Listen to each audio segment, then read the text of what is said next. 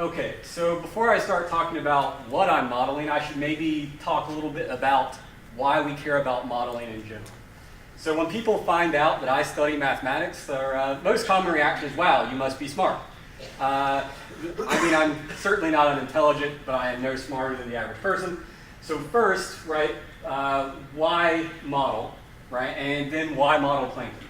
So as far as why model, this is at this point a pretty ubiquitous quote that people throw up when they talk about modeling, but I'll mention it briefly, which is now it would be very remarkable if any system existing in the real world could be exactly represented by any simple model. I'll leave the rest for you to read. Right, but the idea is we want to make a model complex enough to capture the essence of reality without making it so complicated that we can't analyze it and it becomes essentially impossible to actually run the simulations, right? Because you design the model, then you run the model. And the more complicated the model, the more parameters you have to estimate, the more complicated it gets to do. So now, why model plankton? Right? So plankton in particular are interesting to look at from a modeling perspective because there's a lot that we can't really answer about them either experimentally or observationally, right? They're often in places that we can't really get to easily or frequently. In particular, though, also, plankton are quick to evolve.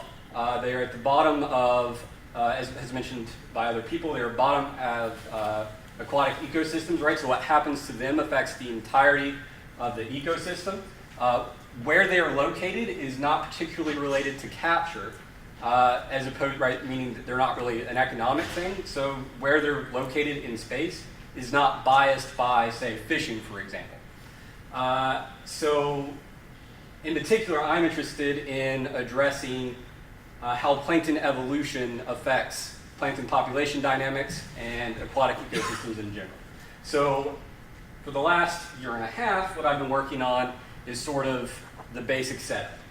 All right, so we have first the biological component here. Basically, that diagram can be summarized in that plankton uptake nutrients, zooplankton eat nutrients, they produce waste, which feeds into nutrients, and when they die, it also feeds into nutrients. This is, of course, a simplification because things don't instantaneously decay and become nutrients. All right, so let me just briefly mention this equation here. I'm not going to explain what these things mean in detail, but advection is, so when you were a kid, if you dropped a bunch of leaves in a river and you watched them then like get transported down, that's advection. Diffusion is if somebody sprays, say, aerosol across the room and you smell it a few seconds later, that is diffusion.